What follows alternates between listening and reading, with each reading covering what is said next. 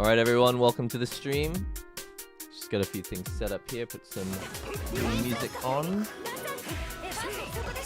Alright, hopefully you can see me. How are things going? How are things going? That doesn't sound like a natural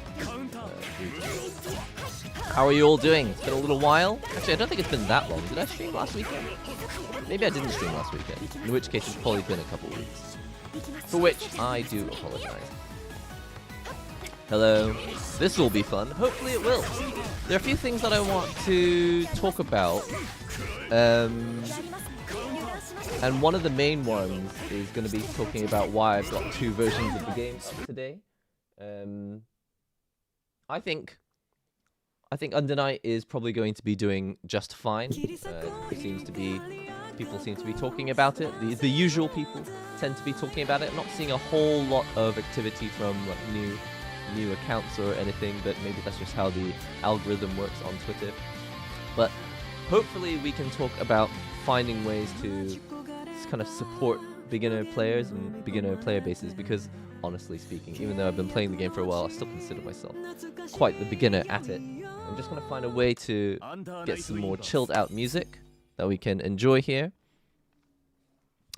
And actually, I might even just open up a network mode so that anyone who wants to can just jump in and start playing matches with each other while we sit around and chat. Maybe if we go into network mode.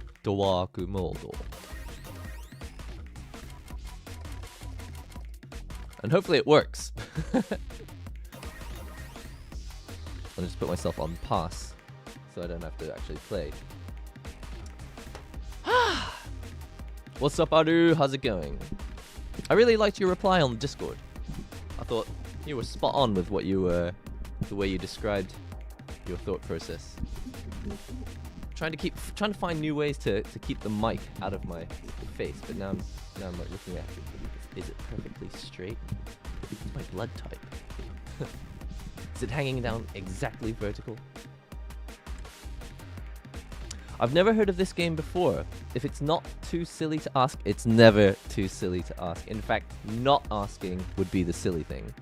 What makes this game different from, say, Street Fighter, for example? Well, you're absolutely right that it's a question that people will want to ask. Because, by the way, someone's already jumped into the room, so if you want to jump in and play them, do feel free to do so while I sit around and chat for a little while first. Oh, I also need to go and grab some water. Filled up my water bottle since yesterday. The basic difference between this and Street Fighter, well, the similarity is that it's a fighting game. It's one person on the left and one person on the right, and you're playing a fighting game. But the main differences are that it's not in 3D. It's one of the old school 2D fighters, so the character graphics are hand-drawn. I think they might use 3D models to help them figure out how to do the animations and stuff, but generally speaking, what you're looking at is pixel-based, hand-drawn art. And then gameplay system-wise, it uses something, its main thing is called the grid system. So instead of just Street Fighter, where you've got your power gauges and you can do special moves and super moves using those gauges, in Under Night, there's a little clock in the middle, and every 16 or 17 seconds or so, you get a chance to win a battle of tug of war. So you're kind of playing two games at the same time, but if you do it carefully enough, then you get this extra benefit which lets you freeze the screen, and actually there's a bunch of other benefits as well, but that's like the power balance really changes the way you play this game, because you might choose to go for that extra gauge in using the clock in the middle, the grid gauge as it's called, I guess, the grind grid gauge. It's really interesting, but of course there's like 6 million things on top of that make it very different to Street Fighter. On more subtle differences, it's like in Street Fighter generally you're gonna try and play the ground game and then take a big risk, jump in and try and get a big combo. In this game you don't really use that as your like main way to get in. You don't just jump at your opponent and get a load of damage. You can get tons of damage by just going straight in on the ground or using what they have, which is called assault, which is a short hop. So it's a mixture of things. Like the short hop is a mixture of things you may have seen in Smash Brothers and King of Fighters, but then some of the air dashing. There's not a lot of air dashing, but there's some elements of air dashing and airborne fighting, which is more reminiscent of anime fighters like Melty Blood, or I don't know, any other anime fighting game, Blaze Blue, Guilty Gear, you name it. It really is a mixture of things, and you'll soon see, I think, at EVO 2024 why this game is really loved. It's not just like, oh, we really want to support this niche game which has just a bunch of niche characters. Like, it is actually legitimately, I would say, deserving of a position, because it's not just a fun new game. It's like Street Fighter is the 2D fighting game, Tekken is the 3D fighting game, KOF is the 2D fighting game with the short hops, and Under Night is the 2D anime fighting game that isn't the air dasher, and it also has this little gauge. So it's like they really assert themselves in as like main front runners for their kind of niche. As opposed to, like, there's a ton of anime fighters out there which are, you know, the characters are different, but more or less the gameplay is very similar to every other anime fighter out there. So, I'm not saying the game is special, but you will see at EVO, I think, why people support this game so much and why they believe in it so much. Sup, Kirby! Yo, also, dang it, I'm doing some cable management so my computer is unplugged. Ah, fair enough. Hope I finish in time to get some games. Yeah, plug it back in! Plug it back in and let's play. So, let's talk about why I've got two versions up of the game today. I don't really know exactly what the player base is like. I just have been too busy. I've been too busy just IRL stuff, life stuff, and also, you know, trying to get content back up and running on my channel. But I do every now and then see these tweets where people are like, where are the beginner players? Like, people go on ranked match, they get destroyed because they think that the only people playing this game are veterans, and then they just don't go back online. And it's kind of a chicken and the egg problem, or it's not catch-22. I think it's kind of chicken. I think maybe the word is chicken and the egg, but it's like, if a few people go online and they get destroyed because, you know, experienced players just, you know, they don't want to waste their time in low ranks. They want to just get up to S+ rank as fast as possible.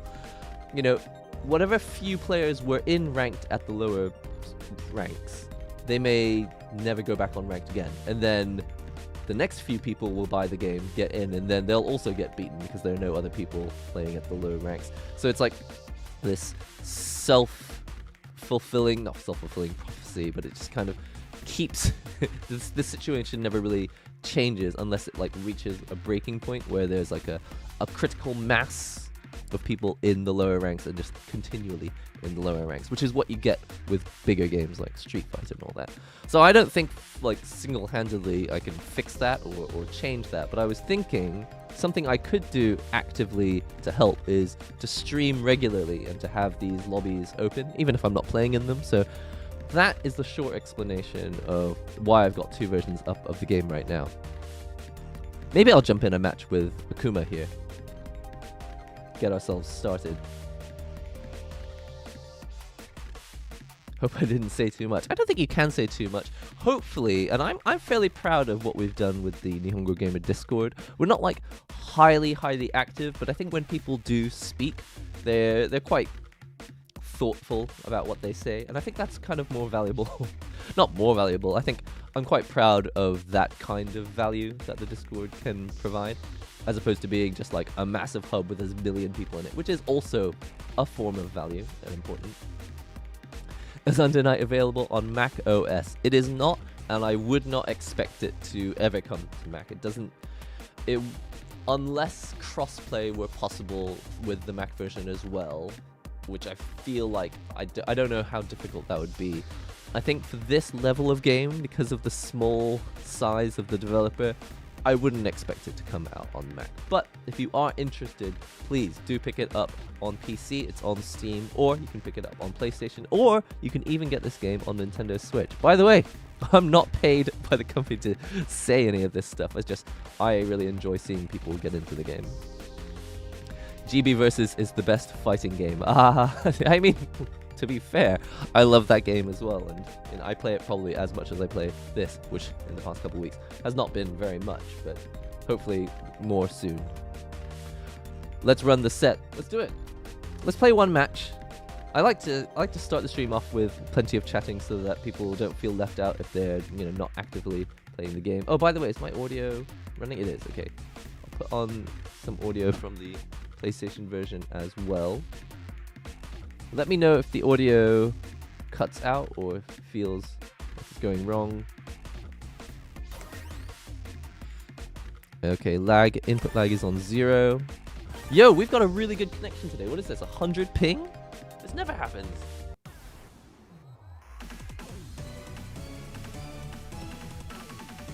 Alright, I'm ready. I mean, I'm not ready, but we shall see. Maybe the chat can afford to be a little bit smaller, huh? Let's see, have I actually got my buttons correct? They might not be. We'll soon find out. By the way, I'm playing on Leverless today.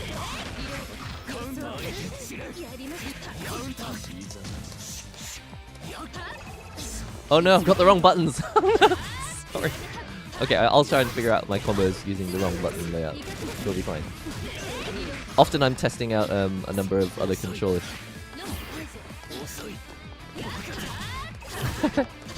It's fine. Why do I do this every time I stream? I always have like the wrong button layout.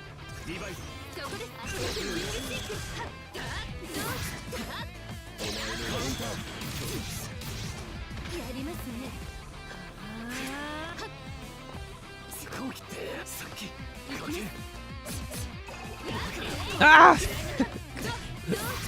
So I've discovered that I'm incapable of dashing without my dash shortcut, and don't know where the buttons are. Ah!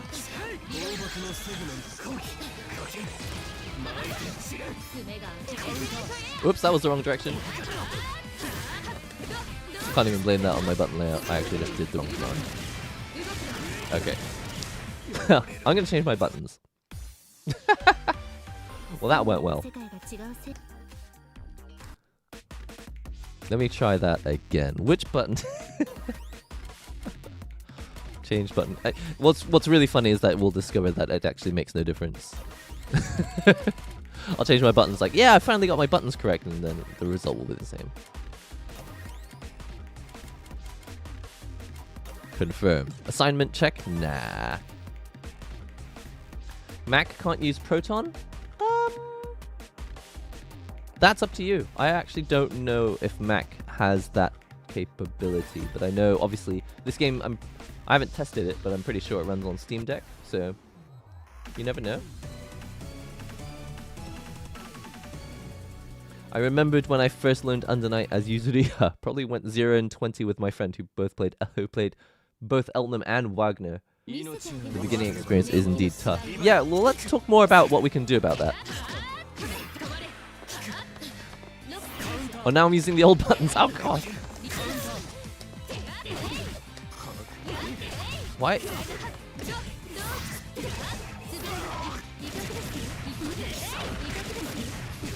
I like a screen name that makes you sing.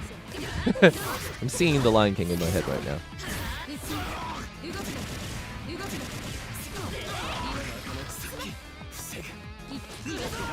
That's fine.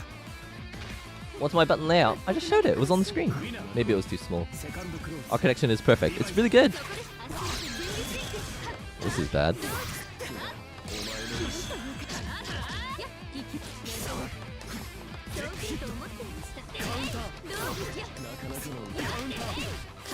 Maybe I need a faster button. Maybe I should actually block. Should I try that?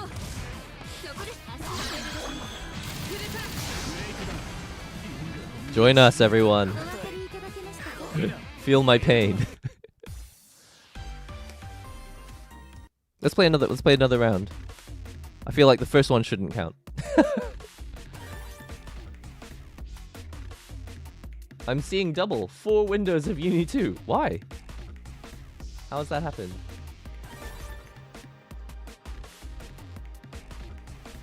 Can I find a better place to put this cat?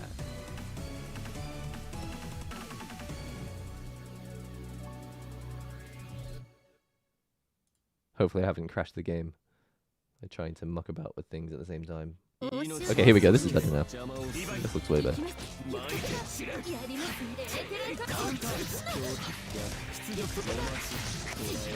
I'm back, baby!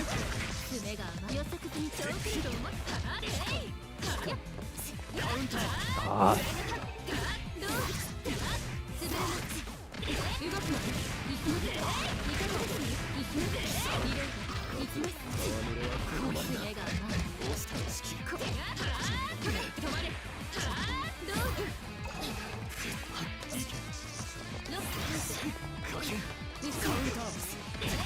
Uh-oh. But this time I have that grid thing. So whoever was asking that question at the beginning, why is this game so interesting? Oh no! It was low, I didn't even see it. That's why the game is so interesting. It's that extra resource right there in the middle of the screen. The screen was small, but it's still no worries. Andrew, I'll just tell you what my layout is. It's A, B, C across the top. So light, medium, heavy across the top, and then I use, on the cross button, I use assault.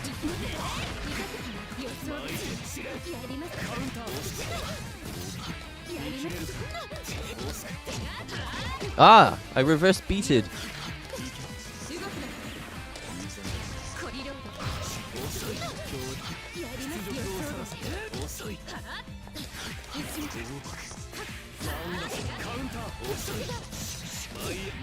Oh no, I missed! No! No, no, not like this! Oh no! Lost Vorpal as well. Oh god!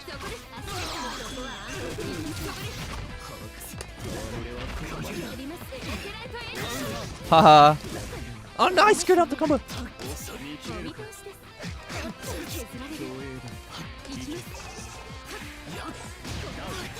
Yeah, actually won a round. Hooray for me. The Blaze Blue layout. Yeah, I call it that. I mean, I actually don't know. For Leverless, it might actually not be a very good layout.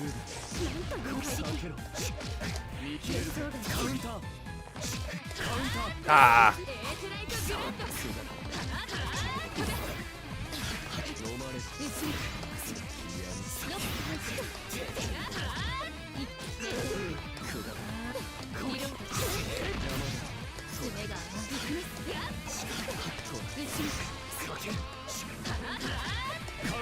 Mm.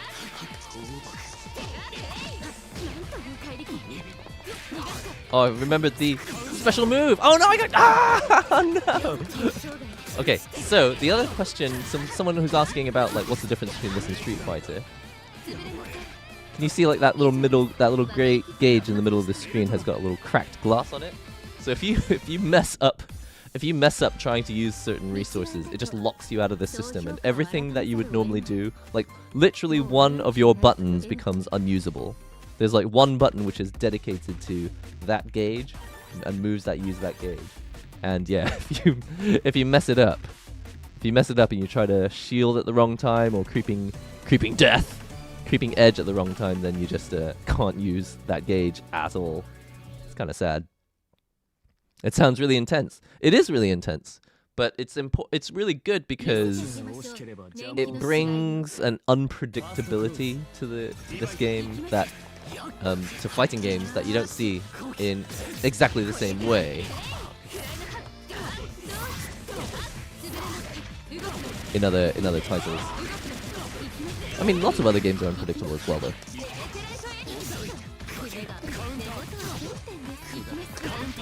Oh, I didn't have gauge. I don't know what I was doing. I was trying to bail off.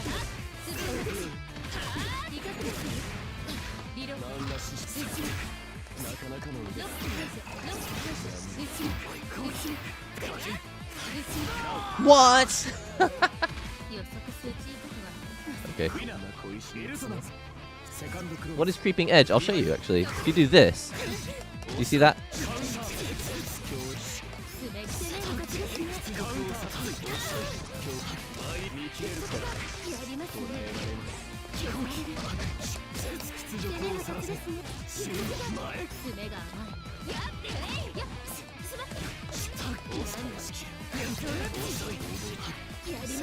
My fingers are so cold. You know what? I'm gonna turn the air conditioning on because I can't.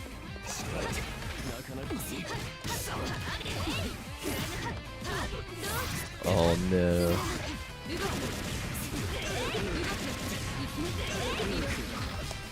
What? Where was my super? Not like this. No. Oh, now I have no gauge. This is the worst. Why? Why? I just wanted to tech the throw. Why would you counter hit me? So creeping edge is this little thing that they've added to the game, which is kind of risky. But if you press down forward D, which is the magic button connected to the gauge in the middle, you do a little side switch, which seems like it would be really great, right? Okay, GG's. So I can't remember if there's a way to change the setting about the number of matches, round count. Does that make sense? Should it be 3? 2? Okay, we'll put it up to 2 maximum rematches. Okay. That way people can actually play sets. Okay. Off to the races. Enjoy yourselves. Always been a weird phrase. Interesting. It is interesting. I think it's cool, but I haven't figured out how to use it intelligently yet. It's weird because to me this looks absolutely straight, but on the camera it looks like it's... What's your blood type? I've told this story a million times, but I only say that because there was this one person I was working with, and I was like, we've got to make sure that all the playing cards are the same size. And she's like, what? What's your blood type? I was like, who cares? What's it to you? Doesn't matter what my blood type is. But I know what she meant. In Japan, they kind of... There is this belief that a lot of your behaviors are tied to your blood type. I mean, it's not just Japan, but in Japan they like it. They like that theory a lot. Is it risky because of the possibility they predict it? Not just that, but yeah, if they predict it, or if it's just the wrong option. So I can't remember exactly what happened just there, but I think I tried to creeping edge out of the corner. And there's like height, you're basically playing rock, paper, scissors. When I wake up after the previous combo, what am I going to do? Am I going to try and tech a throw? Or am I going to press a button? Or am I going to jump out of the corner? Or am I going to try and creeping edge out of the corner? So you don't really, it's like rock, paper, scissors, lizard, spot, whatever they called it in Big Bang Theory.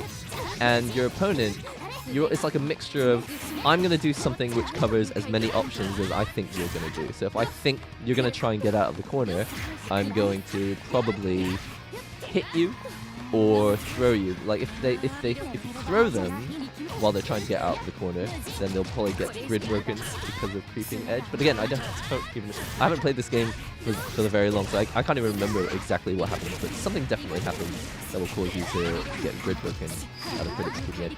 That said, there is one thing that doesn't cause grid break that used to. In the previous game, in Uni Clear, which was the version before on the Night Inverse 2, something called grid thrust. There was something you could do called grid thrust, and I think that would you could break, I don't know if you could break a combo, I can't remember exactly how it worked.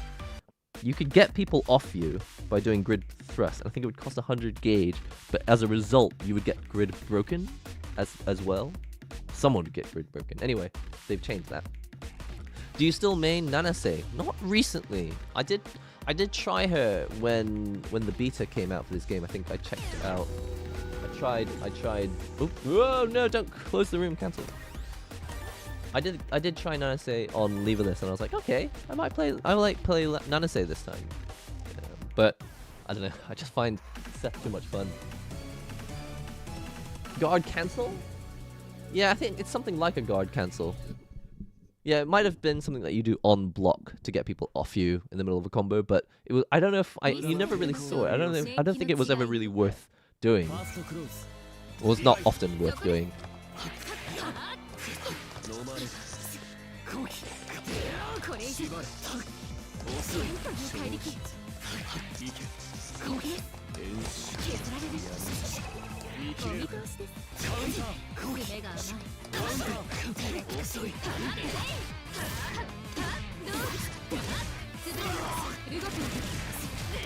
I'm trying to figure out what it is that starts this combo that I always miss. Is it low? Is it low? Am I not blocking low? Is that the problem? I need to watch my replay. While doing lobbies, it might be a little bit tricky.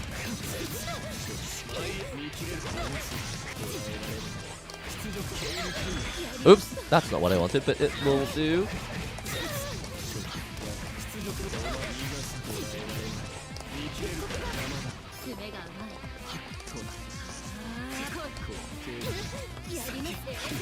Oh, oh. No, not like this. Oh, no, no. I had a chance. Fluffed it up. Hilda is super weird because I don't play zoners. She is nuts, actually. But at the end of the previous stream, we were testing out the replay mode, and we actually came up with some strategies like on the spot for.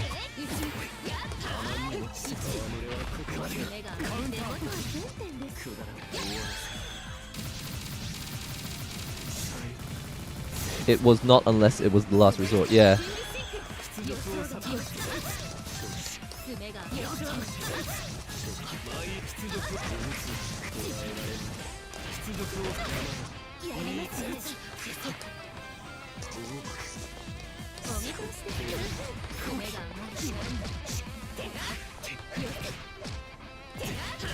Oh no, I didn't confirm.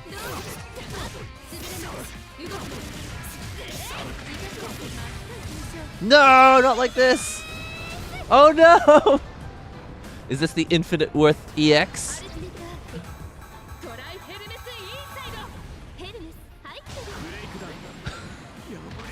No! She actually summoned like a complete extra character for her. Super duper ultra. I'm gonna get so bodied. That is why we play. We play because we enjoy getting beaten up.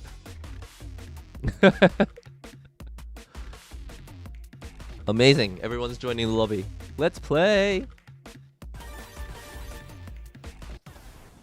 I'll leave it on the screen for a match. Then I'll go back to the just chatting screen after. Whoa, what was that? I think you need to have under 30% health. I don't know exactly the percentage, but you need to have low health before you can do that specific move. Like to unlock the ability to do it, you need a certain amount of gauge. Oh.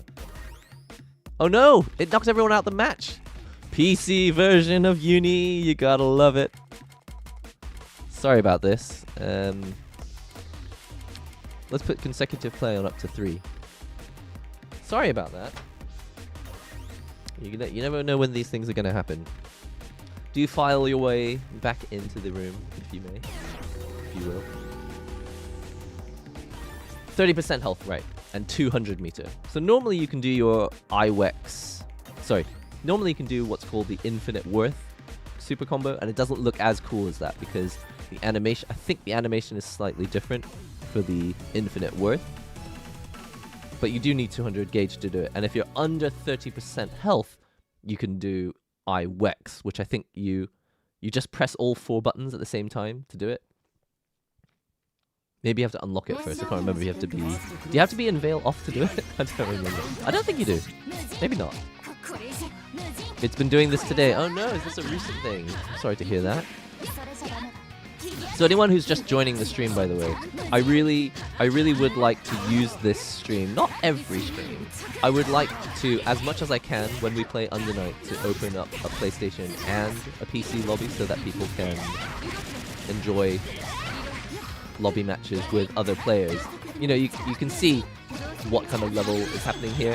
I don't think we're gonna get as many of the super high level players in here. If we do, then we'll just ask them to politely find a different room or to not hog the room. Like, the point of this is to be like a testing ground for new players to try things out and actually experience some opportunities to press buttons, and then when they feel like they need to, it's time to level up, they can go back into ranked mode. Do you guys think that this is going to be a productive thing to do, or is this a complete waste of time? Am I completely wasting my time because this is completely unnecessary and there's plenty of people playing online? Let me know. You can do it without veil off. Okay, so you always see people do veil off at the end of a combo because you can veil off, and then while the character goes flying up into the air, like that gives you a chance to do another hit of a combo. So it may as well be infinite worth EX. My first match online was with a Hive who was clearly experienced. I couldn't try anything at all. It's a shame, isn't it? But that's just the way it is. Like, you don't really want people to go easy on you in a fighting game, do you? Because then you don't learn anything anyway. It's difficult. It's a tricky situation. You want to go online and you want to play some matches. You want to learn, but obviously if the difference in level between you and your opponent is too high, then you do run the risk of not learning anything at all, or learning the wrong thing. It's just like, if people are often doing like option selects and kind of reading your mind and it's reads basically, they understand exactly what you're probably going to do. It gets to this point where you get the wrong idea. You're like, oh, so I was wrong to press that button there. It's like, it's not that you were wrong. It's just that they were a step ahead of you. They predicted that you were going to do that, and they had an option ready for your option, I guess. So that's why I think it's important for people to find players their level. Again, I'm not speaking from any kind of position of authority. It's not like I'm an expert at the game. It does more damage in Veil Off. That makes sense, right? Okay, that makes sense. So when you're in Veil Off, you get like a damage buff? I should know this, shouldn't I? I don't really know. Is that like the whole point of Veil Off? It's been so long. I need to do the tutorial again. Talking of which, as was recently pointed out in various tweets, it is always worth checking out the tutorial because, yeah, there's a lot of cool stuff being shown off on Twitter, but that's like high level. I don't mean like difficult level. I just mean like that's a slightly higher level, but it's not as useful. Like the high level stuff that you see on Twitter is not that useful if you don't really know all the foundation stuff that was in the tutorial. And as you can see, I've evidently forgotten lots of it. So key charge here is an instant kill. I don't really know exactly what you mean. I don't think it always kills. Infinite Worth EX does a lot of damage, but it's not 100% damage. So I wouldn't say it's exactly the same as instant kill. I didn't understand Veil. What does it do? Well, I think as we've discovered, I've forgotten a lot of what it is. But for example, if you look at these gauges here on screen right now, you can see that the left side is flashing pink, and now the right side is flashing pink. So this is how you get like the oh, that's not Veil Off though, sorry. We're talking about Veil Off. We're talking about Vorpal, so there's a lot of different words that all kind of sound the same. But if you've got 100 gauge, you can Veil Off. And I think that will turn your gauge into a timer instead of just a normal gauge. And in a timer, you can actually do 3 times like as many supers, I think. Can't remember exactly how it works, but you can do as many EX moves as you have time to do while it's a timer. And since it's also a timer, during the period in which that timer is depleting, so you've either got a 100% timer which depletes or a 200% timer which depletes, you have various benefits, and I guess a damage buff is one of them. Maybe someone should do it. One of you guys needs to do a Veil Off in this match so we can see. Who is that? You're talking about Yuzuriha or Hilda? Yuzuriha is an awesome character design, huh? I have been doing combo trials, so I need to do tutorials. Yeah, it would be a mistake to only do combo trials and then jump straight into matches. I mean, you should jump straight into matches just because, you know, it's fun. Go on arcade mode and hit some buttons and have a good time. But you may get the wrong idea about the game's difficulty if you don't do or like, if you don't at least try the tutorial mode. Combo trials. If you only do combo trials, the risk is that you'll try and play this game just like every other fighting game you've played, and to some extent, it is just like every other fighting game you've played, but you would get the wrong idea. You'd be like, oh man, it's just impossible to get in this game, whereas actually, if you don't do the tutorial, you wouldn't realize that the way to get in is very different to Street Fighter. If you're like, I'm going to jump in and do my combo, you'd be getting the wrong idea, because actually, that's rarely the way that people's combos start. Like, these people are on the ground right now, throwing out really large buttons, hoping that they hit, and then if they do hit, they'll continue into a combo, or they'll dash up to each other, or they'll dash and then do a little short hop into each other. There's lots of stuff that you would see and realize if you go through the tutorial. Oh, thanks so much. I would activate it but wasn't sure. It is one of those things, I think, because the gauge does just build up quickly. You'd be playing the game and you'd be like, oh, should I jump in for a match? I'll ready up. Oh! You're gonna pass. Okay. A lot of fighting games, you do press a lot of buttons, and then stuff happens, and you don't know exactly what happened, but you know that something cool happened. You want to take advantage of it. Fail off is definitely one of those things. You press all the buttons at the same time, and then suddenly your character is glowing. You got a little timer. You're like, I think this is good, but I don't know why. And you'd be forgiven. Fighting games are complex, but that's a good thing. That went better than expected. Got a few hits in. Excellent! Gundam, it's good to see you playing, by the way.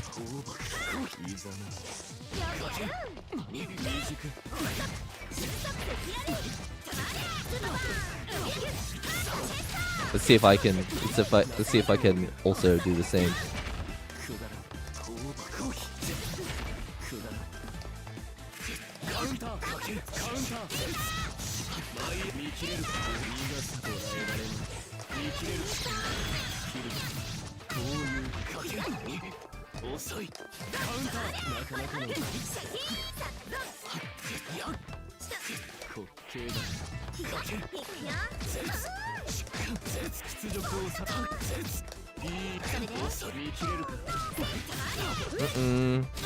Let's see.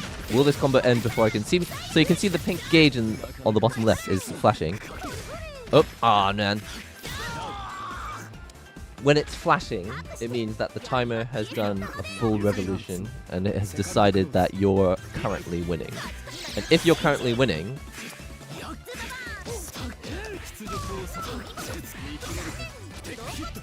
it means that you have the chance to take advantage of chain shift, which is honestly my favorite thing about this game.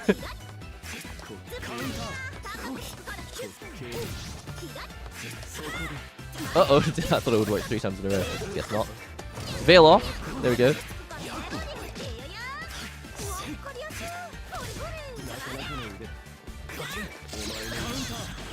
Yeah, that'll teach you to stop pressing stuff. Oh no! Didn't teach you anything. No! I'm learning my lesson. Oh no! Dead. Got a few hits in. The thing about fighting games that a lot of people probably don't realize is that gauge, even though it's half the screen, your health gauge, it doesn't really mean that you're going to live for a very long time. So what's going on with the room settings? Oh, maximum rematches got changed. Oh, you have to... Awful UI. UI. Disaster. By the way, anyone who wants to play on PlayStation, I have got the PlayStation version running up here. So this is the PC version, and this is the PlayStation version. And if you want to, the room details are the same. The room numbers, the keyword and everything is the same. And I can play on PlayStation as well. So if anyone does want to play on PlayStation, I've got a separate controller plugged in. So you can have matches there as well.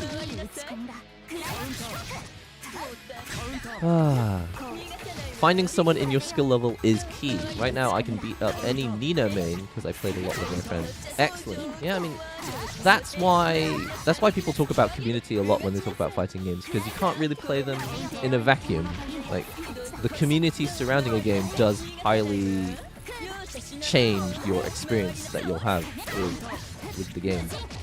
And with Under Night, it, like, every time a new version comes out, people are excited and they're just like, oh yeah, maybe this will be my chance to actually get into this game. And then, just because the default way of playing a game online is ranked, you'll get the wrong idea about the game.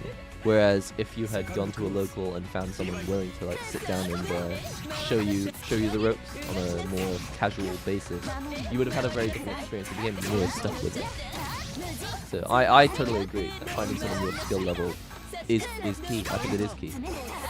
Doesn't necessarily mean that you'll learn all the right things. I mean, by playing with someone who's also not that good at the game, you might pick up a lot of bad habits as well. So it could go back both ways for sure.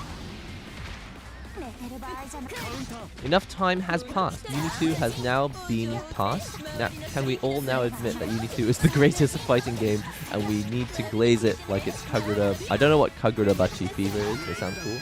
Matter of fact, spread some Kagura Bachi love to Japan too. Hey, you know what, Jason? I have no idea what you're talking about. What is that? Is that an anime? 4B on Yuzu is so cheap. I love that move. I don't even know what move it is. Is it the one where she kind of gets ready and then it just slides? I don't know. Do you let go of the button for that? Finding a good friend to play fighting games is fantastic, especially teaching them. It's very rewarding. It's a difficult thing with fighting games. I'll tell you what. One thing I feel about fighting game content, which is difficult, is that a lot of people would make great videos if there wasn't this like stigma that you have to be an expert to make videos. Like at the moment, when a game has very few videos coming out, then the videos that do come out, if there's any misinformation in them whatsoever, there's going to be a huge backlash. Just like in general on the internet, if there's anything that people disagree with, there's going to be like a huge backlash. And it's scary for new creators who are like, you know, I'd like to experiment trying to make a guide to this character. Like, you know, I've learned 10 cool combos that I think other people would find useful. They'll make a video, and I'm not saying that this has happened specifically to anyone, but I think there is something that happens with niche games where people get really offended and upset if there's any content out there which is not 100% accurate and correct. And with a game like Street Fighter, that doesn't really happen so much because the accurate content outweighs the inaccurate content, and so it's just like people can make whatever incorrect videos they want about Street Fighter. It doesn't really matter because those videos don't get a lot of traction anyway. But in a game like Under Night, or I don't know, Persona or BlazBlue Cross Tag or any other niche fighting game, when the number of creators making content for it is so few, and the experts aren't making content for it, then when a video does come out and it's not fully correct, not incredibly accurate, or it gives people the wrong idea in their opinion, then instead of like taking the reins and actually making their own content so that like their accurate content gains traction, they just get kind of upset and just kind of go on Twitter and complain like, these people are making these videos. I really hate people who make videos about this stuff and they don't know what they're talking about. It's like, or you could make a video. You could make a video. You could be like the leader for the movement. Let's make lots of great content which is accurate so that, you know, these inaccurate videos don't gain a lot of traction. A lot of people, their only option they feel is to get angry at people who have a voice because their voice isn't being heard. Not saying it's right or wrong, just something I've noticed, and trying to find like a positive way to push through it so that more people play the game. That's all that matters to me. I don't care who's right or wrong, and I don't really want to. I don't want to like quote retweet someone and say like, oh, this person is being really toxic. It's like, it's not really the point. Like every community has people who are like toxic or just unhelpful in general. But there's no need to really point out those people specifically. All you need to do is just make great videos, make as great content as you can, and hope that people see it. And if it's incorrect or wrong, hopefully people point it out to you, and then you can actually put in a comment, pin the comment at the bottom, say, actually I've discovered that half these combos are not very useful in a fight, or I've discovered that my method of dashing in tends to be kind of reckless and actually kind of dangerous in this game. I just wanted to say that about content creation. There are always more productive ways that you can use your time.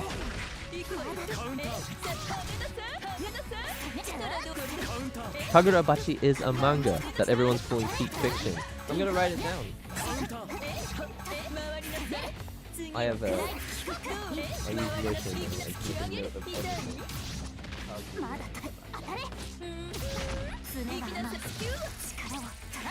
Kagurabachi peak fiction manga. That's what I did. The other thing I've got is I've got a list of topics, so that anytime there's a lull and I can't think of stuff to say, I remember there's a ton of stuff that I wanted to say. Especially on Twitter, you will find that you have an idea, and because there's a button there that says like to write a new post, you might just post immediately. When actually, especially if you're a content creator, it might be better for you to think about that topic a little while and then mention it when you're on stream. Because if you just tweet it, you've got 140 characters, people won't understand what you're trying to say anyway, because a tweet is just not long enough anyway. If you just write it down in a memo instead, then when you're on stream, you've got hours. Sometimes people stream for like 5, 7, 8 hours. You've got all the time in the world to look at your memo and go, you know what, I'd like to talk to you guys about this thing I was thinking about that I saw on Twitter. You have more time to think about it, more time to organize your thoughts, more time to actually talk about it in general. If you're doing it on stream, you can even engage in debate with other people's opinions about the topic. Alright, Gundam.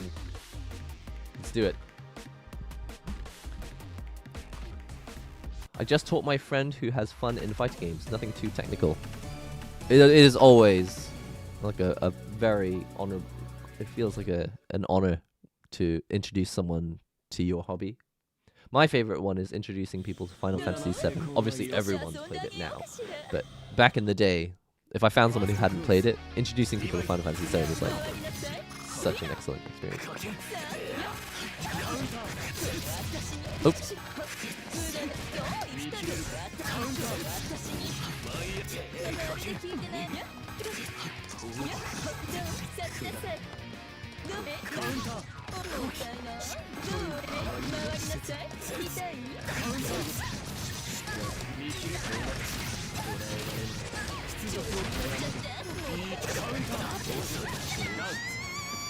Oh! My screen went blank. What happened? Oh no! Wait! Hold on. My screen. Okay, I can see you now. What? I don't even know what side I'm on. I'm back now.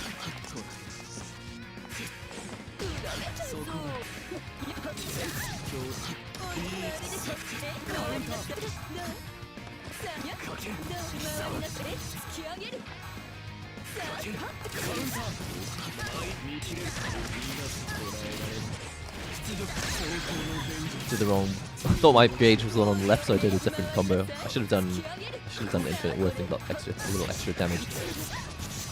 I say should. That's what I wanted to do. I don't know if it's actually the right thing to do.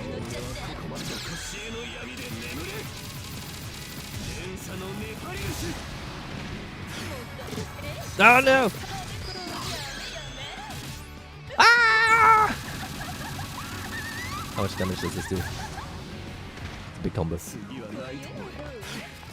Oh! Dead.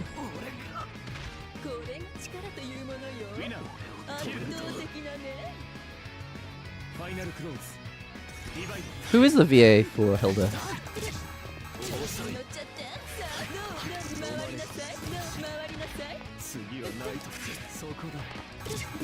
No!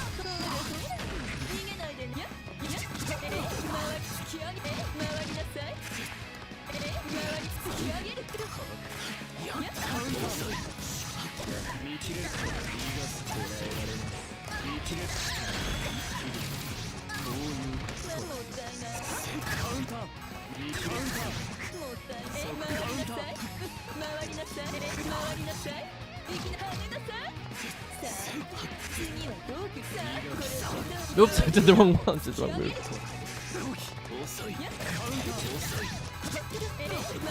No, not like this. Oh, that was low. I was walking back. Okay, good game.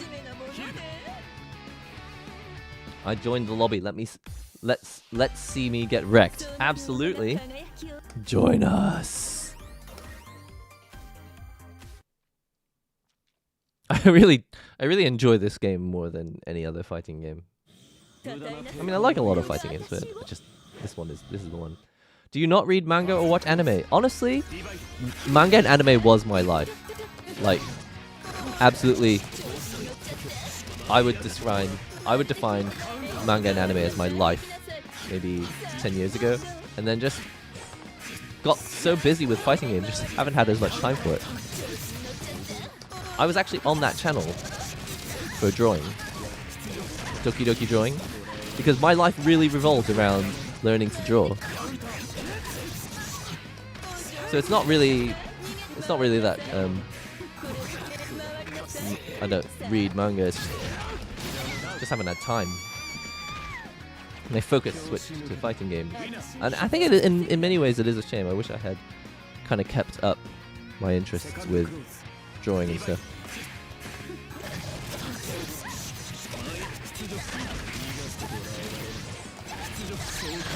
Oh, I should have done it. Oh, I keep thinking my gauge is the one on the left.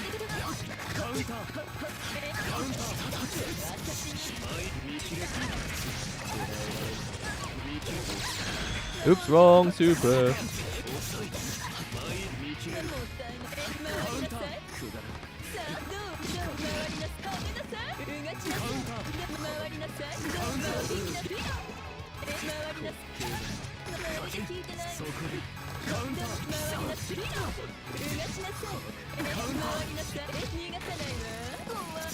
Hey, that didn't hit. Okay. I was like, I've got to hit sometime. So you read One Piece once. I read One Piece up to chapter 85, 86. I never met Chopper, sadly. It saddens me that I haven't had much time to read manga and really get back into that culture. But yeah, I would say there was a point when that was my life entirely. Like, entirely and consumingly, I didn't want to do anything except to read and draw.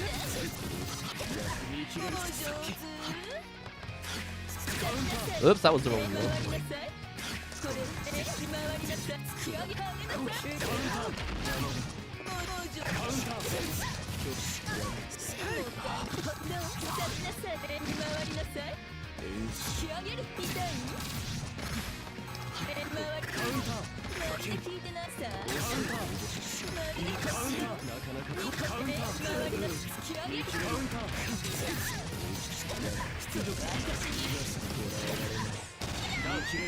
Ooh.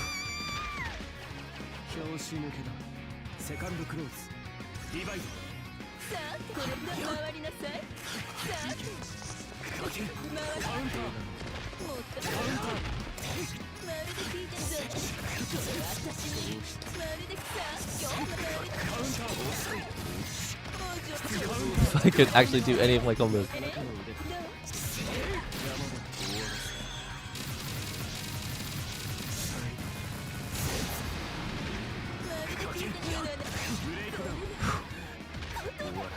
I think playing as Hilda must be tough. Because when I play Grand Blue Fantasy Versus, when I play Fairy, I'm like, oh man, once people jump over my whip, I just like have no idea what to do. A guy with milk. You gotta love Undernight screen names. Are you on Hitbox? Admittedly, I don't have a Hitbox. I've only ever tried one once at their booth, but I'm using this. This is a Razer Kitsune. Very similar button layout. I've also got a Snackbox Micro over here in case anyone wants to play on PlayStation 5. By the way, the reason this stream wasn't planned is because I thought I was going to be going out today, and in the end, just wasn't.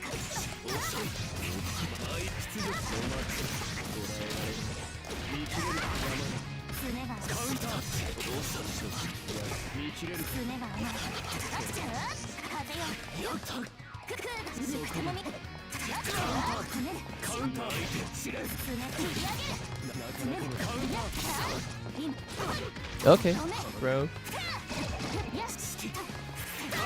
Oh, it happened again.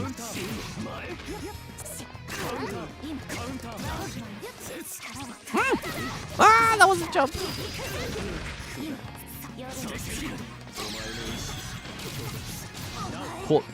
Caught back dashing. Hilda is setup heavy. When people get close to me, she's very weak because her normals are kind of slow. Yeah. It's like on the previous stream, whoever was playing Hilda was being really helpful and giving lots of advice, and it's like generally like 90% of the time, assault is the answer. Well, for people getting in on her, not for Hilda. I don't really know what Hilda's game plan is entirely.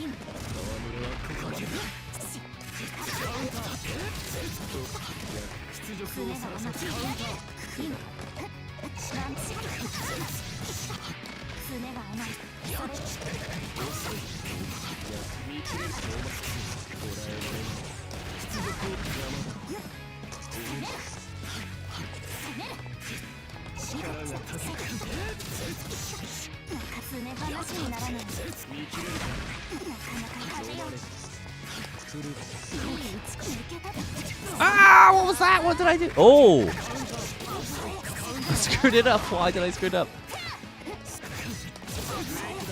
Sorry, I was mashing buttons at the end.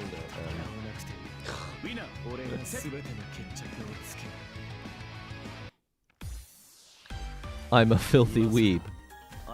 Who isn't?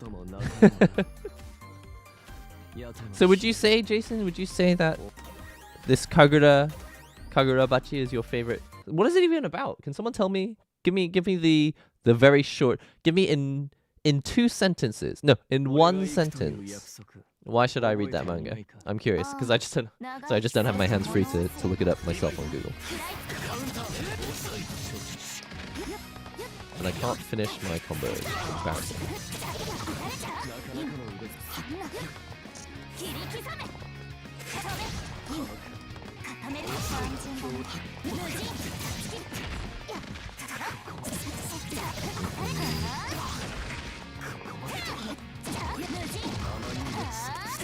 Ah, see?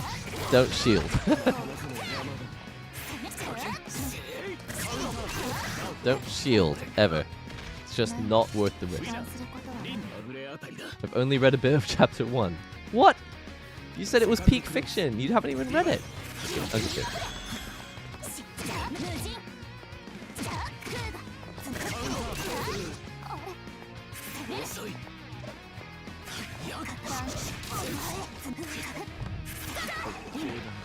Ah!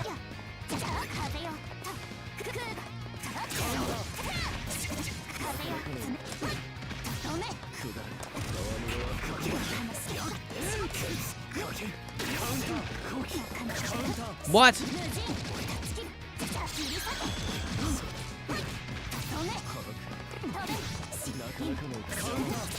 What is happening? Dead. I'm sorry. No, there's no need to apologize. I'm just joking. Oh no, my PlayStation actually given up because people. It's like, well, no one's here. Didn't even realize my PlayStation actually switched itself off. Give me 1 sec to set up my PlayStation. Your PlayStation turned off to save power.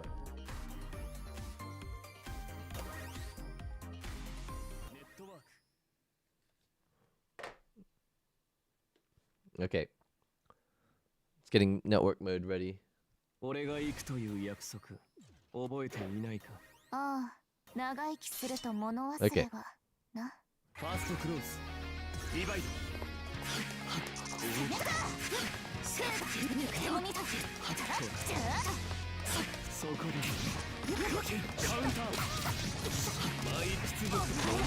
Oh no!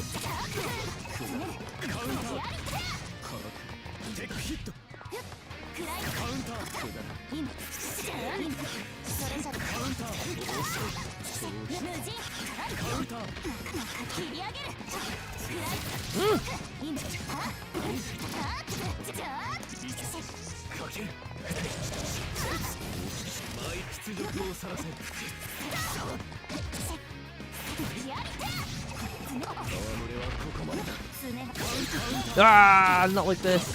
No, that's death.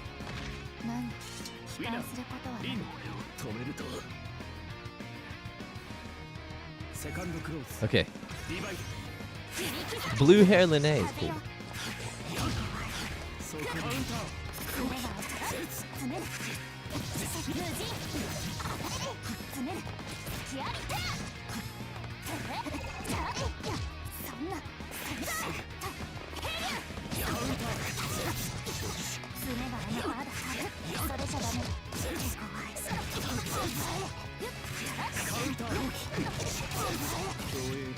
I don't know why my fast wall is just dying. Is it the input?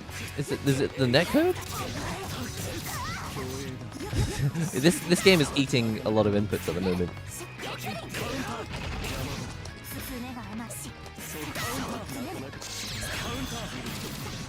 I mean, I'm blaming the game right now, but definitely my inputs are not coming up.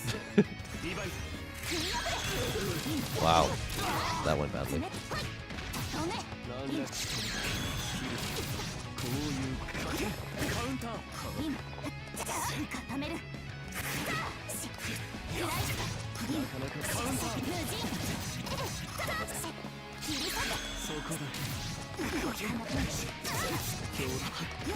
Ah, happened again.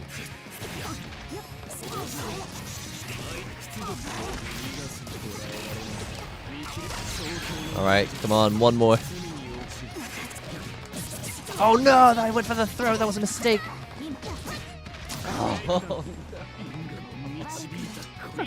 Oh, that was a mistake. Okay. GG's, you win. All right, let's take a short break now.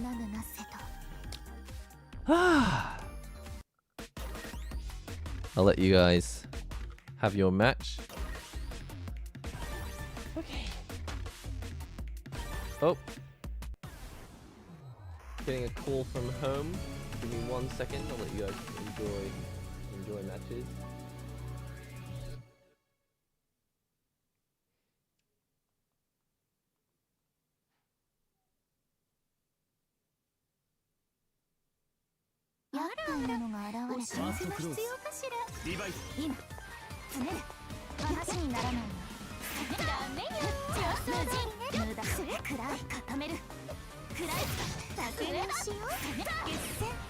Okay, so may have to head off soon. I was just doing a quick impromptu stream to encourage people to play Under Night, no matter what level you are.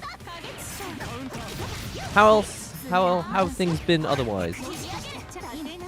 I suppose we all know already that Under Night is going to be a main title. I haven't streamed since then, I think, but it was announced to be a main title for EVO. Do we have anyone in the chat who will be going? I'd quite like to go, but I just don't know.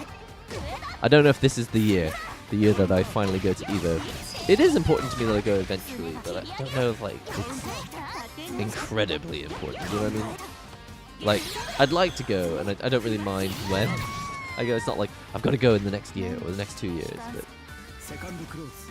do you think you'll be going? Do you think anyone will be? Do you think any of you will be going into?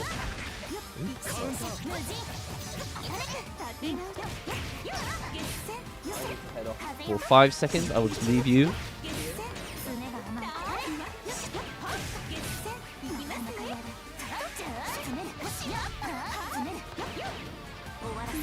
I'll just leave it on this screen and I'll just go.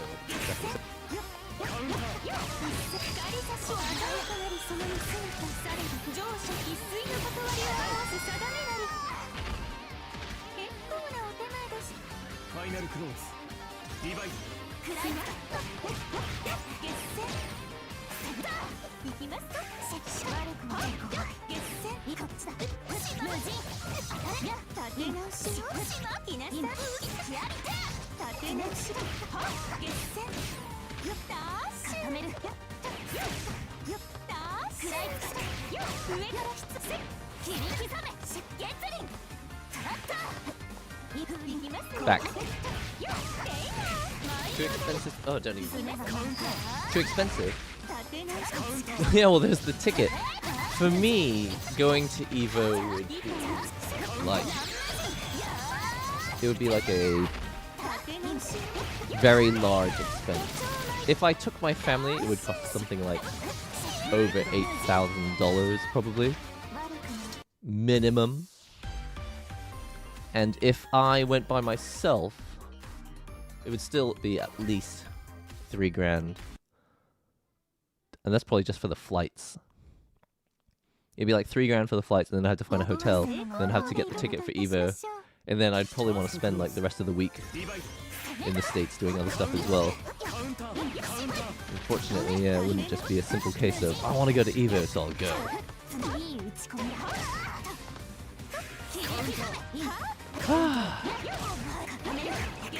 The other thing I wanted to mention is just, like, videos on the channel.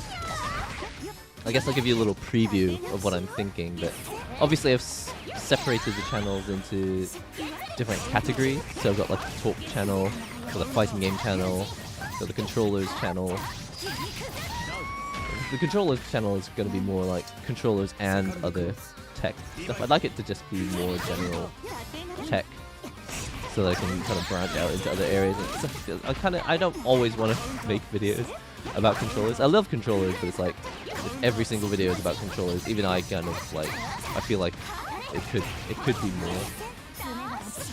But I feel like one thing that made production of videos difficult last year was my sort of obsession with the production quality. I wanted to script everything and have everything like really high quality, like no fluff. I wanted to get away from waffling about stuff and my opinions on things and just go straight up, like, is this controller good? Let me show you all the things it can do. And I just wanted it to be a really lean, I wanted my reviews to be really lean and optimized. But I think after doing it for a year, I discovered that one, I end up not making that many videos because I'm like obsessed with the perfectionism of them.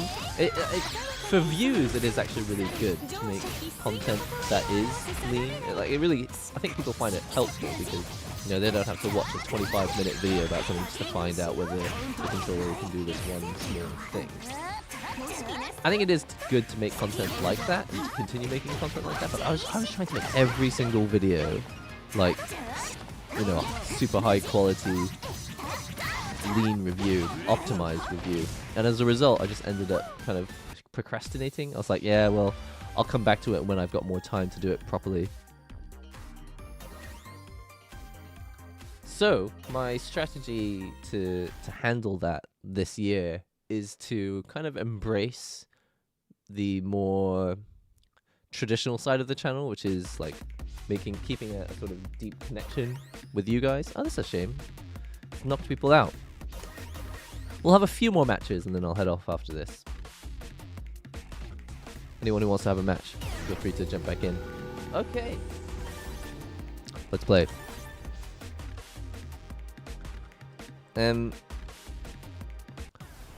If anyone has seen the video that I posted yesterday, it was a video about like an adapter. It's like a Brook adapter that makes my racing wheel work on PlayStation 5. And I want to make more videos like in that style. I mean, obviously, for some people, it may seem like it's exactly the same as all my other videos. But to me, I felt like I allowed myself to engage more.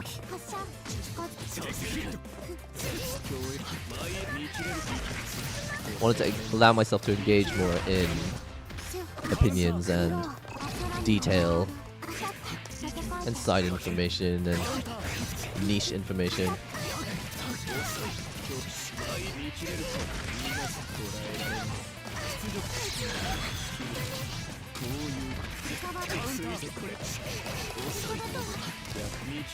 Oh, missed.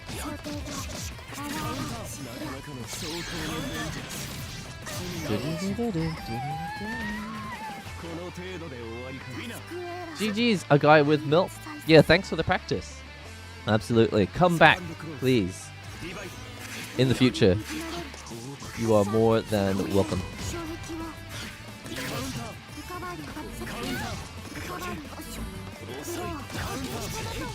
Oops. Whoops. What the?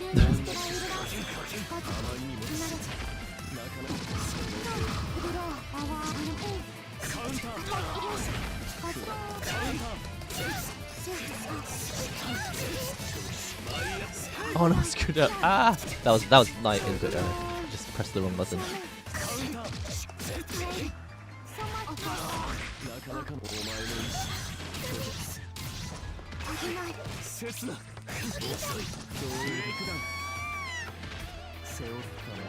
Getting into the conversation, I will likely be going to EVO with friends this year. Awesome! Have you been before, Gundam? Did they fix Uni 2 netplay? I've been hearing stories about it. Homura, we have been playing it all of this stream, and I think it maybe 2 times, like when people were trying to have a rematch or just go back to the lobby, it crashed, like the lobby crashed, but the game hasn't completely crashed. Like the game hasn't booted us back to Windows desktop yet. So in that regard, yes, it's very much fixed. But there's obviously still a few bugs here and there, but I don't think there's anything that has really affected actual matches. Except maybe I feel like input buffer is like kind of screwed sometimes.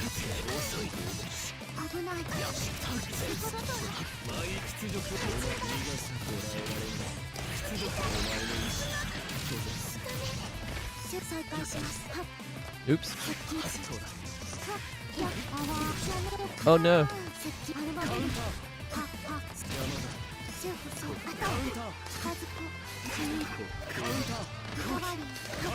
No, not like this, not like this. Yes. You gotta block. Like the thing that I never do. I should learn how to block as well.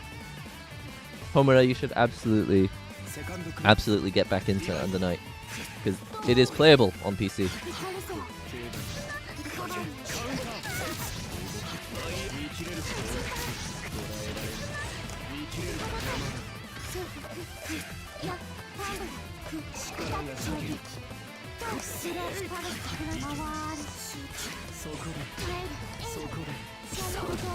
Uh-oh. So I haven't seen the disco ball yet. Where is the Batista disco ball? I feel like that's a cool new move that she's got, right?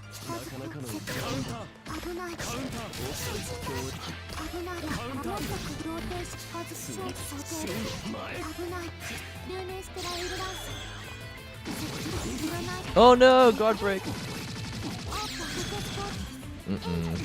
What do I have to do to not... Oh, you can see there's a little timer that shows me when guard break will end.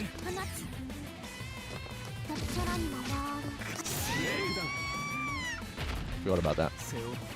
Have you tried the steering wheel adapter with a fight stick for the PS5 yet? Pack Sonic, I saw your comment. It was only this morning, and I have not had time to try it out yet. But I did see your comment, and I thought, that is a good idea. That would be fun. That might be one of the only ways to get a steering wheel to control a fighting game, like actual left and right movement, because as we know, the player who was famous for playing on a steering wheel for Guilty Gear Strive, he was actually just using the D-pad on the wheel. So it's like, yeah, he's holding a wheel, but it is basically just a normal pad controller. He even says it in that video with Core Gaming. He's like, people are always disappointed when they find out that I'm actually just using it like a normal pad controller. It's much better. It's better, much better, but the netcode still has issues. Yeah, I'm wondering if my issues with the input buffer is to do with rolling back. I do feel like there are certain things in this game which are eating up inputs, and I'm not 100% sure which ones they are.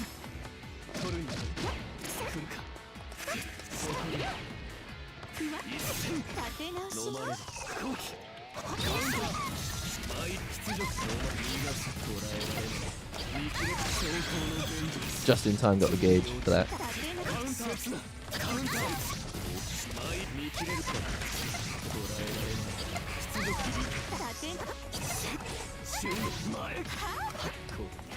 Oh! This will be my first Evo. Some friends have been before. Cool. I've only ever been to Evo Japan, and I'm under the impression that it's absolutely nothing like normal Evo.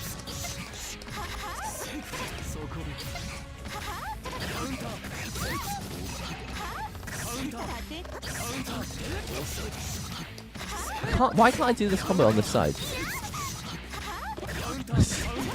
I swear it's the input button. Is it only happening when I play Gundam? Maybe it's connections over 300 or 250 ping. I wonder what it is.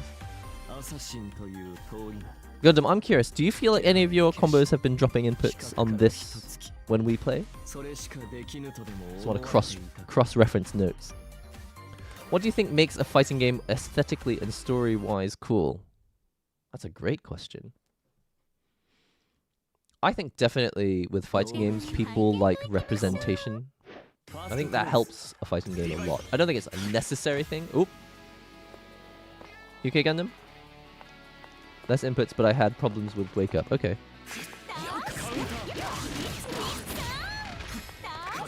I think representation matters a lot for the success of a game. So I don't mean like racial or anything. I'm actually talking about just like style. I think that a game like Street Fighter works really well for meatheads. That seems kind of a derogatory thing to say. But people who love going to the gym and muscle building, which is great for your health, I think.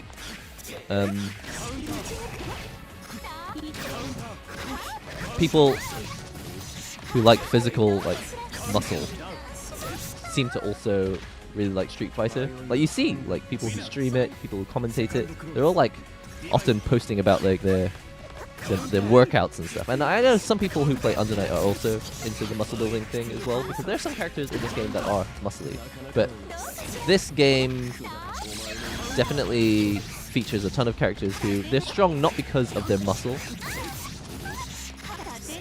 They're strong because of whatever abilities and supernatural things that they've got.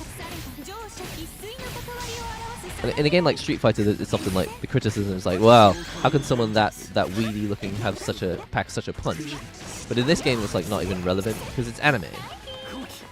A lot of stuff is to do with supernatural power, which is not related to your body fat and body muscle.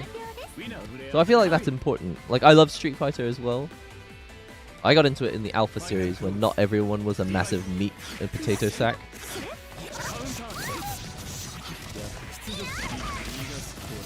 For example, like Seth. This character is great for people who are kind of emo. And I was definitely super emo as a kid. Maybe I'm still emo now.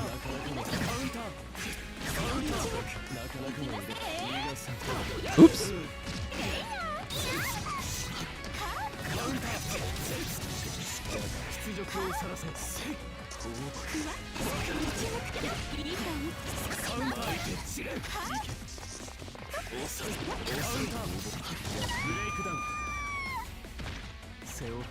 I need to practice. My fingers are just unable to do these combos. Back. What did I lost? Oh, you haven't missed. You haven't missed anything. I had to go to the front door briefly. I think I'm probably going to start winding these matches down. So maybe one or two more matches. And they'll start to wind down.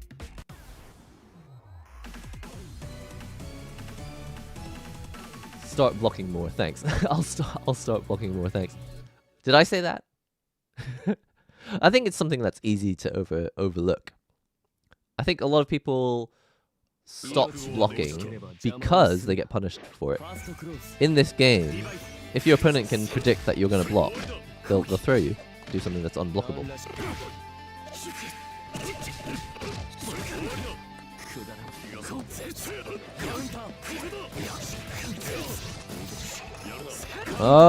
Can't combo. My inputs. This is definitely just my fault.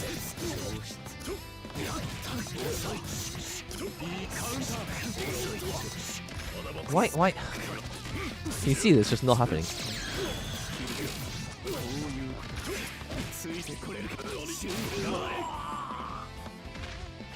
That loss was still fun, but I can't believe I got a chance to play a match with you. Andrew, I'm glad that you came. I'm really, really happy. To me, I really just want to share my sort of love for this game. Not because I'm an expert. Simply because I just like it aesthetically and gameplay-wise.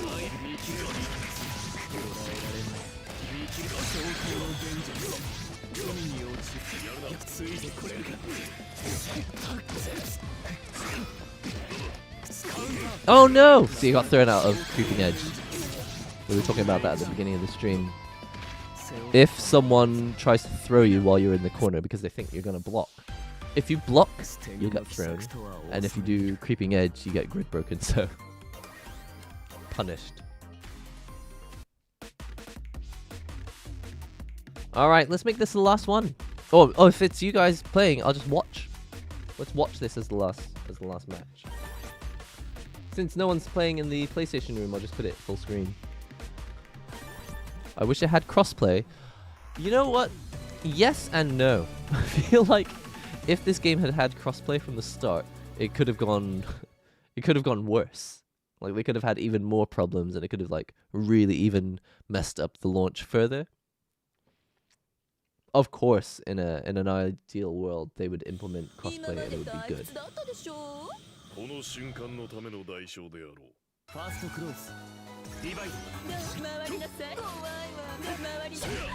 My biggest issue at the moment is being able to see when I can take my turn.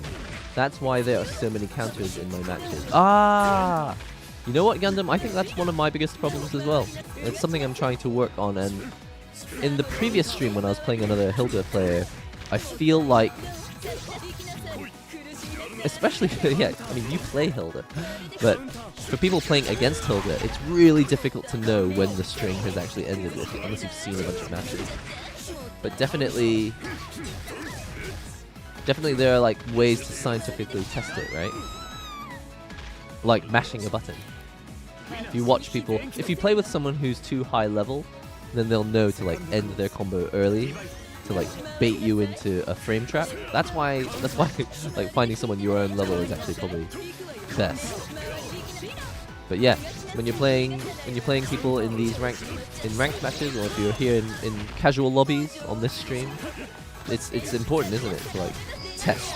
If I mash my fastest button, is this a moment when I can interrupt the combo, or it'll discover that it actually was my turn? Or you can use the mechanics that actually kind of steal your turn back. You know, you can use Veil Off as a sort of burst, but then again, if they predict that you're going to do it, they could bait your Veil Off, and then you end up massively vulnerable to the next attack.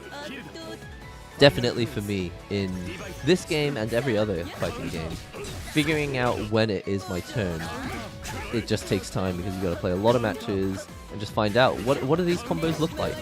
When is the end of this block string? Fortunately, if you go through tutorial mode, a lot of the like main B&B combos that people do, they're in training mode. I don't know if there's a way to get the machine to just to play those combos for you. But if you recognize from a replay that there's a combo that people keep hitting you with, you can actually go into replay mode and do replay takeover, right? Should we do that? Before this stream ends, let's try it. I'm excited. I love when you guys come up with a good idea. I mean, it was my idea. Have you had a chance to try the Empress Nano? Okay, so I apologize. I have had a chance. Okay, so A1, I'm actually going to back out. I appreciate you readying up for the match, but thank you very much, everyone. I'm actually going to close the room so that we can test out that theory. We're going to do this as the last thing, and then we're going to end the stream. So, thanks everyone for coming. What I would like to do is head over to the replay board. Alright, so you can actually go through here and actually see, like, players, right? Let's see if there are, like, this is filtered by character. Is there just like a top? The replay board. All characters. Is there a way to sort this? Friends only. To your rank. Wins, losses. Jump 100. Oh. My monitor is just not happy. My monitor keeps turning the game off. That's scary. Never happens on PlayStation, which is why I kind of prefer console. Does anyone know how to find a match with, like, to search by level?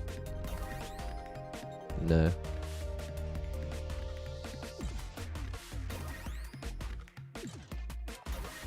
These are my replays, right? These are my replays. Has it replayed? Has it saved all of the ones that we just played here? No, it hasn't. Ranking. If we just go to the ranking. Should we just choose the #1 ranking player? We could just try it. PS5 and Steam are separate, but if someone joined on PS5, I guess he would play. Yeah, so normally what I'll do is I'll have both rooms open and I'll just play on whichever one. What the heck? Hold on a second. What's going on with my game? Back to game. Game is bugging out, sorry. Oh. I just wanted to see their... Okay, so I'll show you what's going on here. I'm trying to find this person's replays. But instead it's just opening up. It's just opening them up on Steam. I don't want to open them up on Steam. Okay, let's just choose a random character. Let's find someone who is high rank.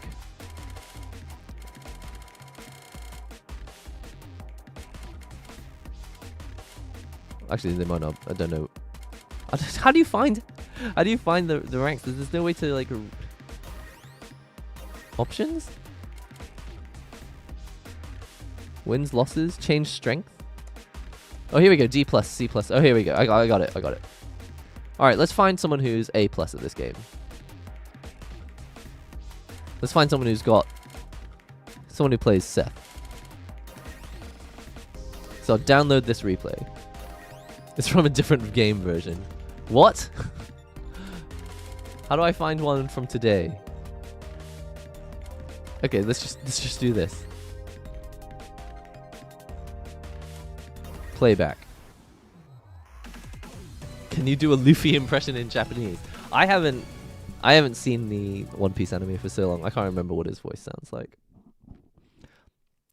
I usually just record AI doing things. Yeah, exactly. That's one thing you can do. But I think now that we've got replay takeover, that is probably an inefficient way of doing it. So, for example, let's find a bit where he's blocking, right? And I will pause the game when I see it. Let's see a long combo get blocked.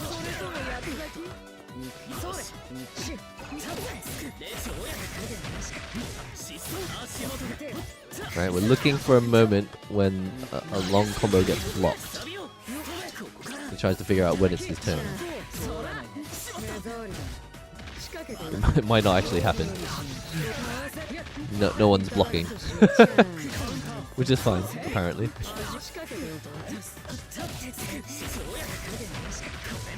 Maybe I was wrong. Maybe blocking is not the way forward in this game. I was told the opposite. But then again, it was the developer who said it. There's one. There was a moment where he found he could interrupt.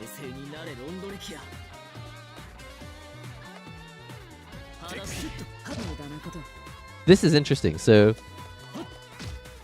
he does this move, and then he goes into this thing which is not a proper. It's not a. There's a gap. There's a gap between that low hit and this one here. And he knows that, and he's used it to do his invincible thing. So we don't need to really test this situation, but keep going. I'm 20 minutes away from finishing my cable management chore. We may not make it in time.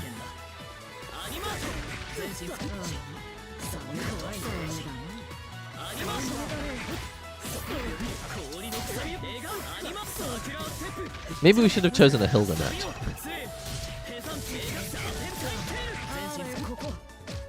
Oh, here we go. Okay, so here, he went for something. Let's do... How do I do replay takeover? Initiate replay assist. So I'll go back a little bit.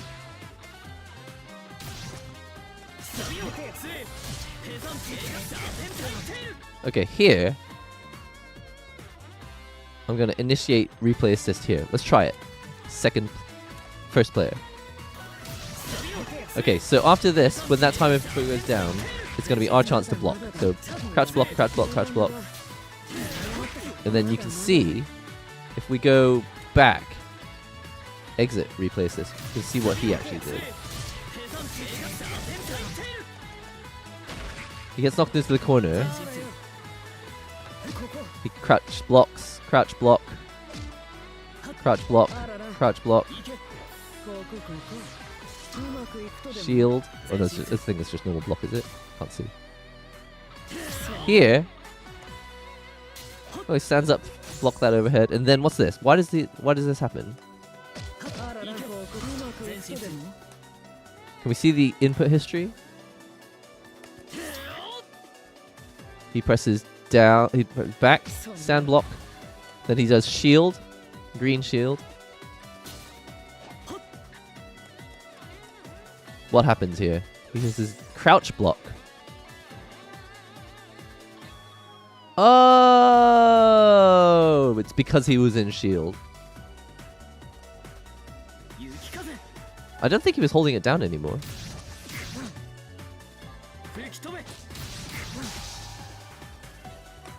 Interesting.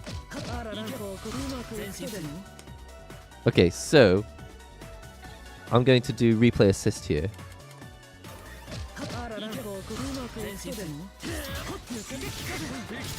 Try it again. If I block without doing the guard block, then you just get a normal throw. Okay. Oh, I see. You can just press the touchpad to... Not touchpad. You can press the share button to do this. Basically, what he did green shield here. And even if you tap it, you don't have to hold down shield. You end up grid broken as a result. Because after it's finished, I guess there's a large amount of recovery or something.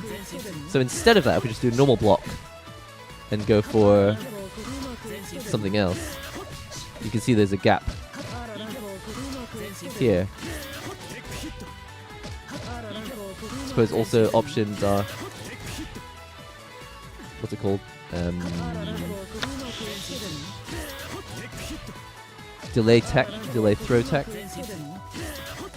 Just wait a moment and then do throw tech. Or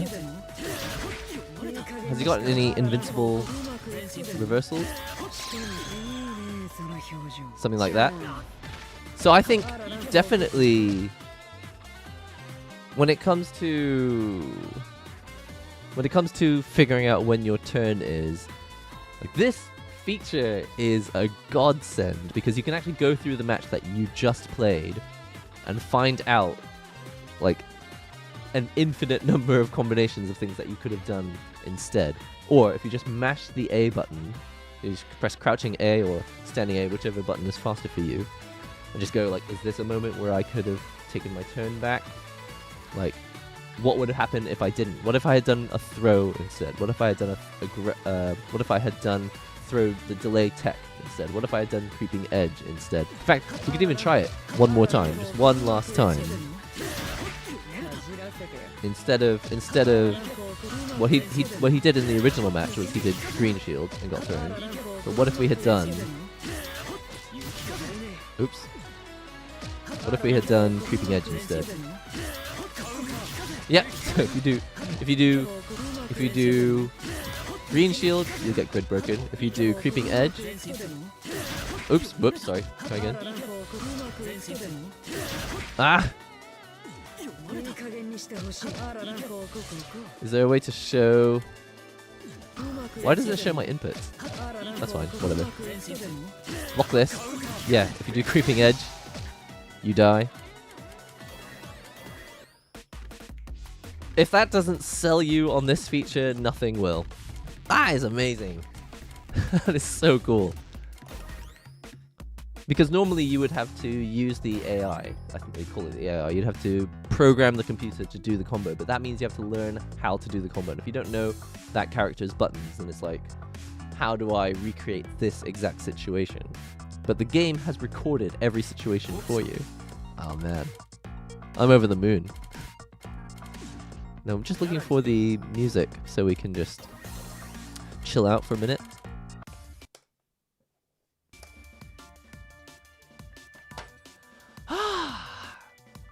Anyway, it's time to head off soon. Let's wind down the stream. Thanks everyone for coming to it, even though it was impromptu. Did not plan at all, but just happened. Family was said they were, you know, going to go down the road for a couple hours. I was like, perfect timing to do a stream. He knows that. Nah, bro, I'm just mashing. It's interesting that we just, you know, even just watching a high-level match, I had no idea what was going on in most of that match. But then, by playing through the replay and just watching the inputs, you can see if you do a green shield, then you're stuck. You're stuck in recovery mode for a little while. So there's nothing you can do to avoid getting thrown and then grid broken as a result.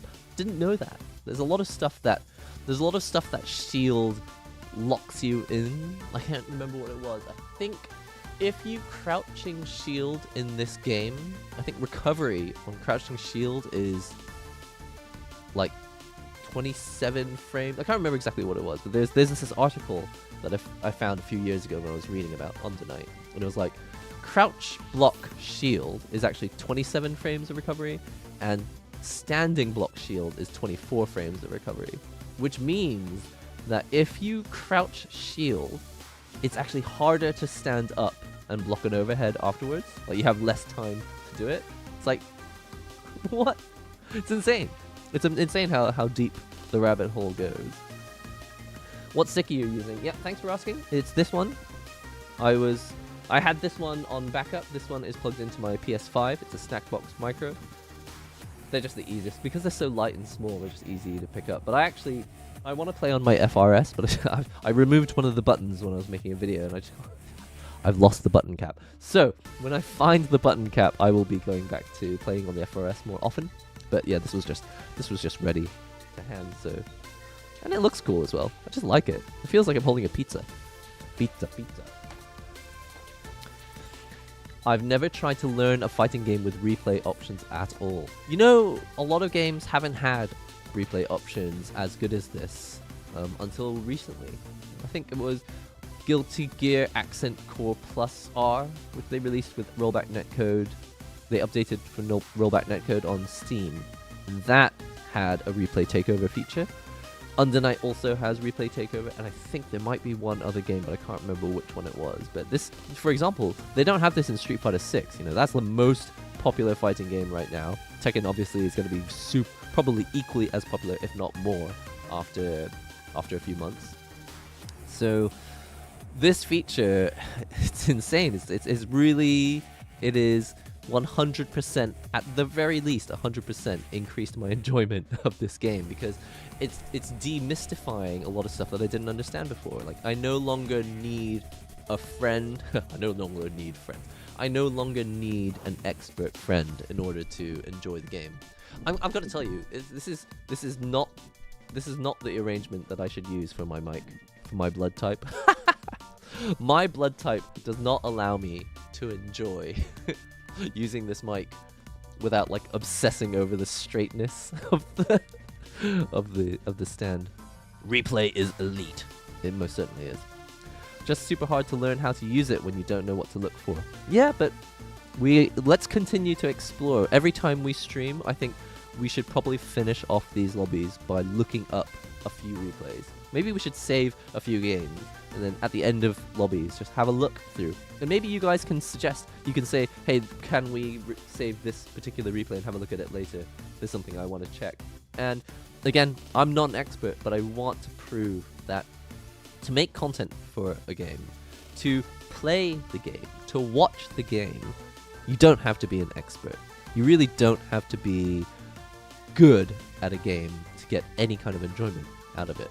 You can literally just never even buy the game. You just watch other people playing it, and there's plenty that you can still get out of it. So if you've just picked up this game and you don't know anything about it, maybe you don't even want to like learn the combos yet because you feel intimidated by a certain character. You want to play Yuzuriha, but you've heard that the combos are difficult. Go into replay mode and it's free. You don't have to pay for any of this. You just click on some Yuzuriha matches and just use the cross button. Play, pause, play, pause. Okay, what was that? Open up the input history. Ah, interesting. That person. Someone's just shown up in the PlayStation version. I forgot to close the room. Sorry, Jamie. I apologize. I have to head off, but I thank you so much for heading in. I'm so sorry, Jamie. Please, next time. Please do join us next time. Do you guys know what I mean?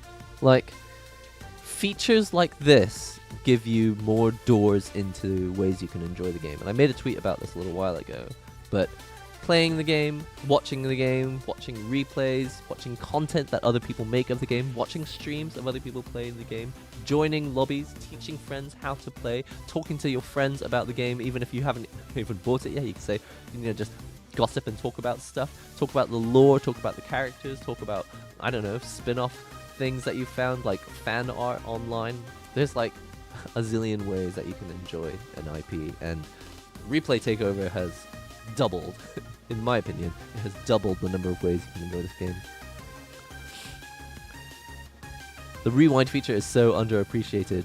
Yeah, even after Zeta, you guys saw Zeta slows. He had a tweet, it got like a million. I think it went way over 1 million views on Twitter, a zillion likes, and I was like, amazing. I'm so glad that he put a spotlight on the feature, because I think there are a lot of people who are like, okay, Under Night's this cool game, but I'm not really into it. But actually, it's now one of the very few games that has this incredible feature. It would be nice if they reworked it, if they found a way to work it into existing games like Street Fighter 6 and Tekken. I think people would love that. Alright, bros, good night. Gotta get in the last 2 episodes of One Piece. Absolutely. Andrew, thanks so much for hanging out, and definitely please come back so that we can do lobbies again. AI still has uses. Oh, for sure. Still got to think what to do if opponent does something else. Yeah, if you just put it on CPU and just put it on a high level. They often just do a lot of the main combos. But I know exactly what you mean. If you want something specific, and especially like the bread and butter combos that people are using now, because sometimes they evolve differently from the combos that were built into the AI. There are uses for it for sure. Appreciate the content, thanks. Thanks, Sounds Online. I used Replay Takeover to watch a replay I had versus a high level player and found out they were using a lot of option select. High skill level players are something else, I swear. So this is the other thing, when you're playing against players your own level, they are often, at least it's clear, you know what you're learning. They did a meaty, and so I could punish them for it because I did an invincible reversal, right? That's a really simple thing. But once you play someone who's a completely different level to you, like they've predicted that you're going to try and bait out something, or you're going to punish them, disrespect them, as they say, with your invincible reversal, and so they'll go in and they'll block. They'll also be holding some other buttons down, so like they can like check what you're going to do on your wake up. It's like 3 or 4 levels ahead of where you actually need to be. Like, you need to learn this foundation aspect. When I wake up, what button can I press which is safe, or should I just not press anything? I now have a fight stick for my Swap Beat Genesis. Don't know what that is. A 6-button first-party stick from the 90s, which I've been looking for years. It's the American version.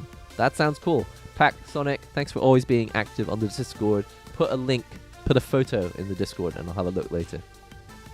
If you play any fighting games, you kind of know how to look some stuff in replays. Also true. There's also the lobotomy in-birth... What? Lobotomy in-birth memes. Basically stupid equals funny, but with the Under Night like JJK. I have not actually watched Jujutsu Kaisen. I'm really sorry. I remember when it was getting popular, and I just didn't get into it. I just never looked it up. I just wasn't interested. But I will look it up. I have heard really great things about it. to probably get even more support for Uni. I'm going to look that up. If you think it's going to help support the game, then I'm all for it. Absolutely. What's up, Ryder? Hello, first time watching your live stream. Thank you so much for popping in. I'm so sorry that this is the end of today's stream. It was just an impromptu one. Normally, I post the notification, the waiting room for these streams about 8 or 9 hours in advance of the stream. Who knows? In the future, I might get to a point where I can actually set up 2 or 3 streams and actually schedule so you guys know what day to be ready. For example, Kirby was going to join us to play but just didn't quite make it in time because of setting up that computer. Next time, for sure, I will try and give you as much heads up as possible. Anyway, thanks everyone for watching and joining in and playing. More importantly, thanks very much for joining in, actively participating. I'll see you all, guys. I'll see all of you beans in the next NihongoGamer video and or stream. Check out the most recent video. It's quite simple, but it's definitely the style I intend to use going forward with my videos. I want to keep it nice and intimate and like keep that connection between you guys, which I feel like kind of missed out on in many of the videos made last year. So that's how I plan to go forward in the future. See you all next time. Laters.